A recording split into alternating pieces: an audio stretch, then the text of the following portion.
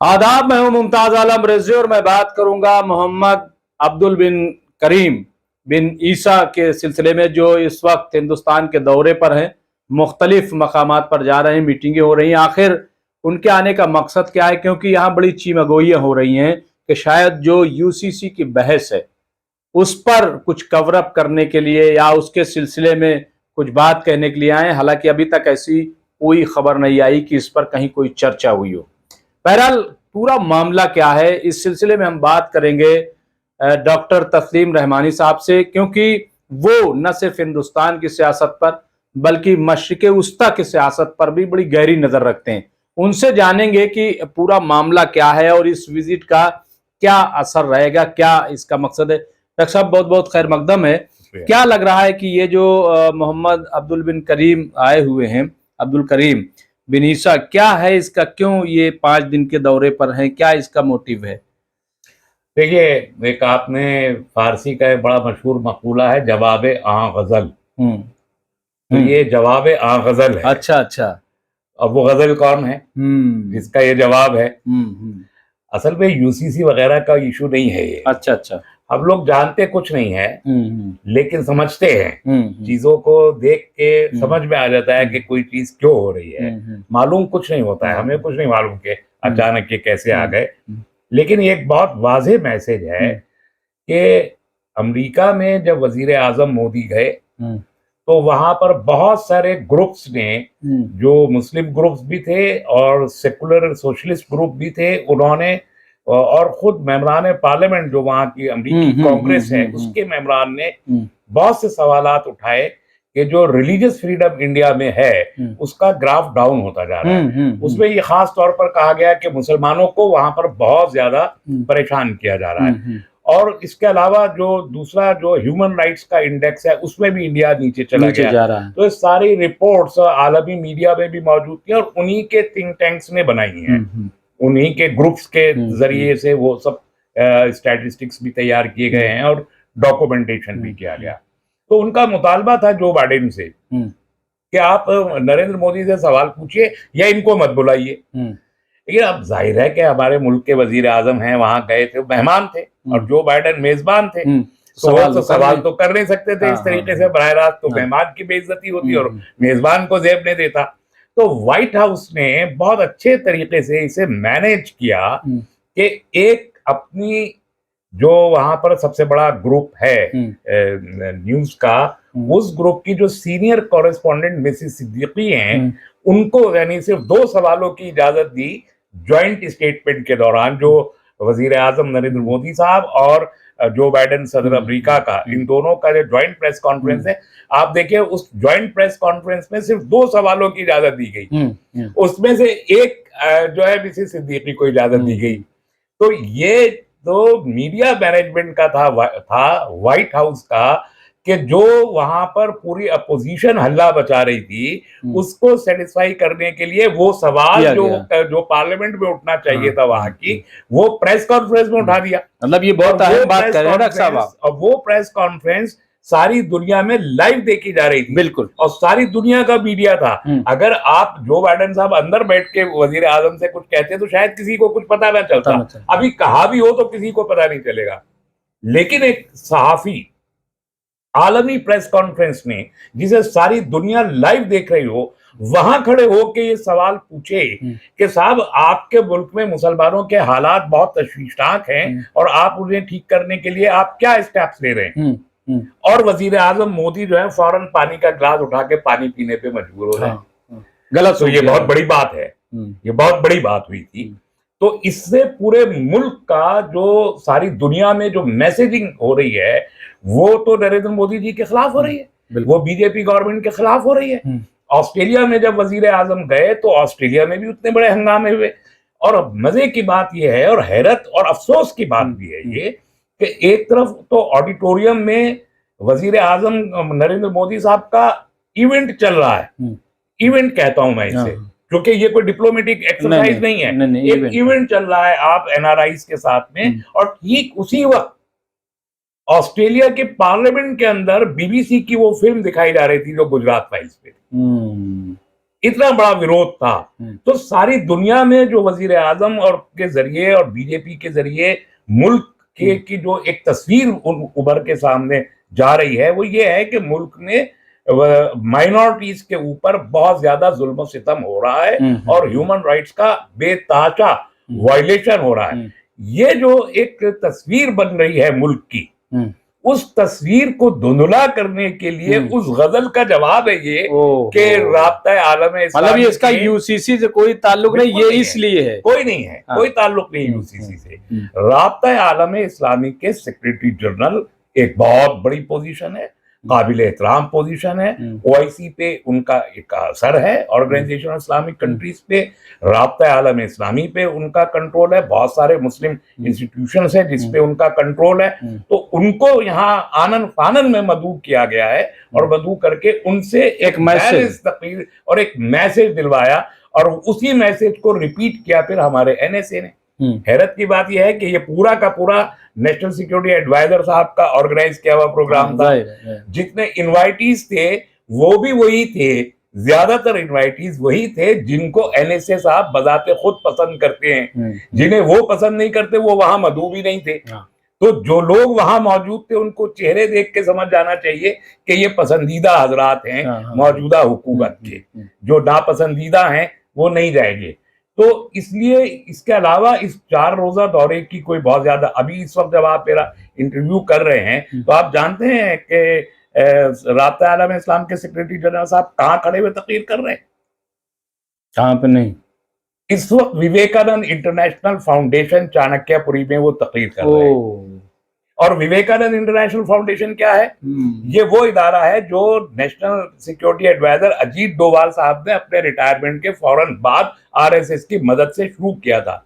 इसमें आरएसएस का जहन रखने वाले तमाम retired bureaucrat, secretary, chief secretary, under secretary, army के जनरल्स एंड कर्नल्स, सब जो रिटायर्ड आरएसएस लीनिंग के लोग हैं वो सब के सब उसमें उसके मेंबर हैं और उसके 2 मुसलमान मेंबर भी हैं कंसल्टेंट।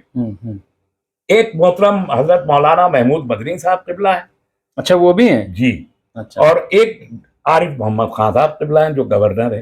ये 2 मुसलमान कंसल्टेंट हैं वीआईएफ के, विवेकानंद इंटरनेशनल, और वो इस वक्त वहां तकरीर कर रहे हैं और वहां भी बहुत ही महदूद तादाद में लोगों को मदऊ किया गया है जो कोई सवाल ना करें और जो सीधे सीधे बैठ के बस सुने, एक भीड़ का हिस्सा बने और वापस आ जाए। कल रात में एक डिनर था, एक ओबराय में एक अच्छा डिनर, उसमें तमाम मुस्लिम डिप्लोमेट्स जो इंडिया में हैं उनको और कुछ बहुत ही मुख्तसर तादाद में लोगों को वहां भी बुलाया गया था। तो ये जो इवेंट है सिर्फ ये कि उनको कन्विंस करने की कोशिश की जा रही है कि इंडिया के मुसलमान बहुत ही खुशहाल हैं, बहुत अच्छे तरीके, बयानात भी वैसे ही आए, वैसे ही बयानात हैं। और हमारे यहाँ अब कल जो अजीत डोभाल साहब ने कहा वो एक रिमार्केबल बात है।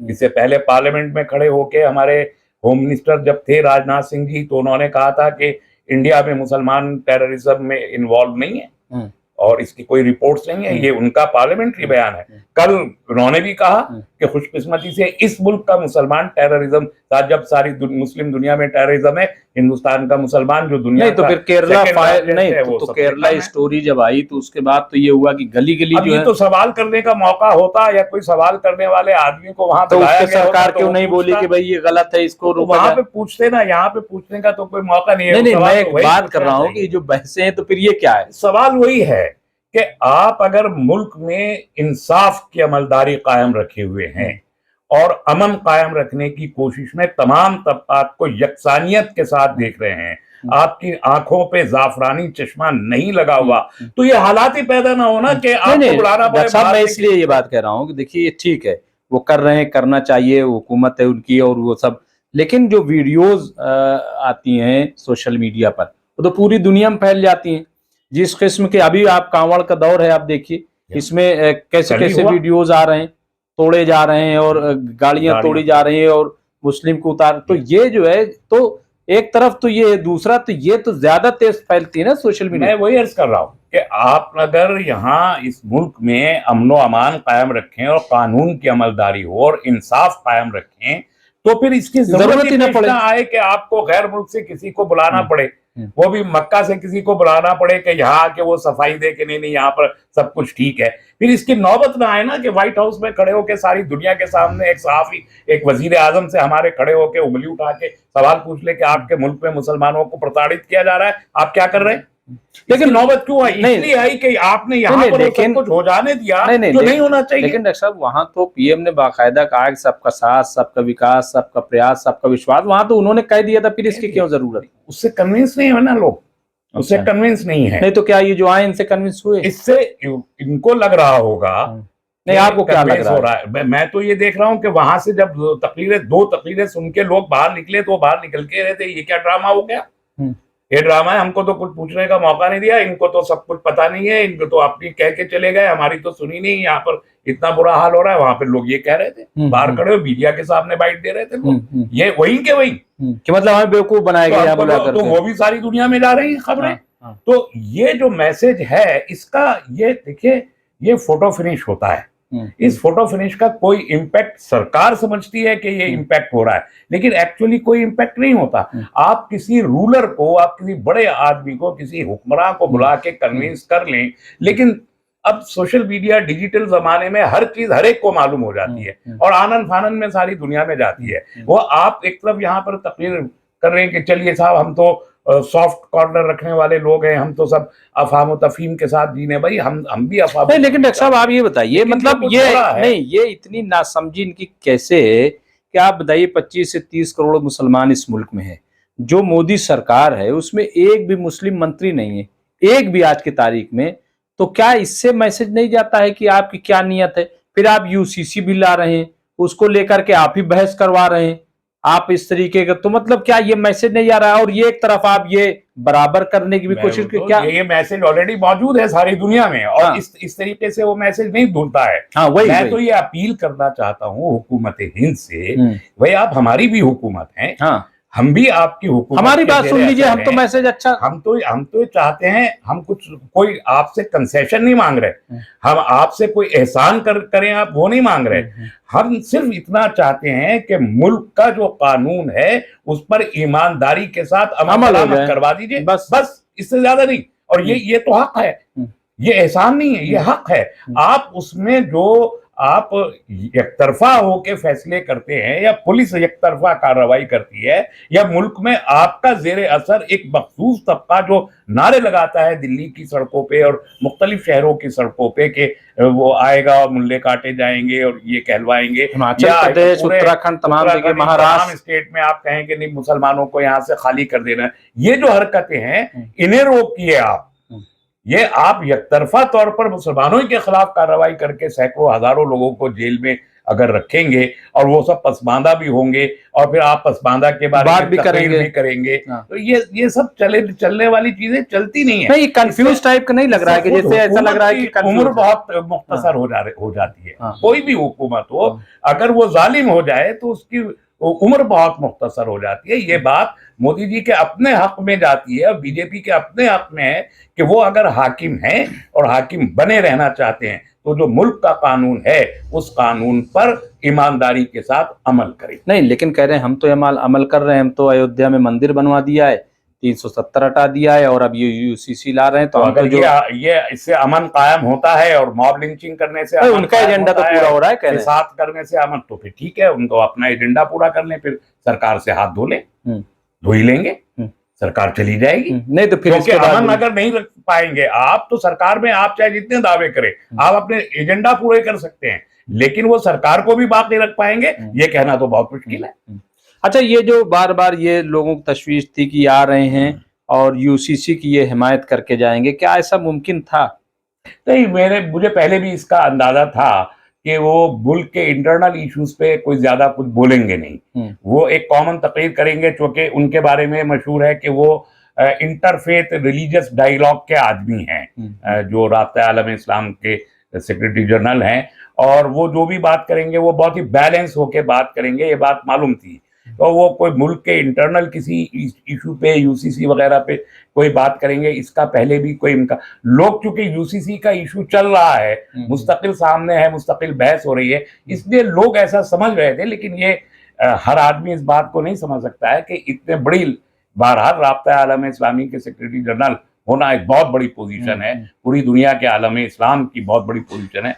वो आदमी किसी मुल्क में जाके वहाँ के मुकामी इशू पे बात करे, ये उसे जेब नहीं देता। इसलिए मुझे लग रहा था कि वो ये बात नहीं करेंगे, लेकिन इसका इम्पैक्ट और इसका आनंद फानंद में जो किया गया, तो ये बात समझ में आती है कि अमेरिका में व्हाइट हाउस में जो वाकया पेश आया उसकी रद्द के लिए इनको यहाँ पर इतनी जल्दी बस यही इसका मकसद इससे ज्यादा कुछ।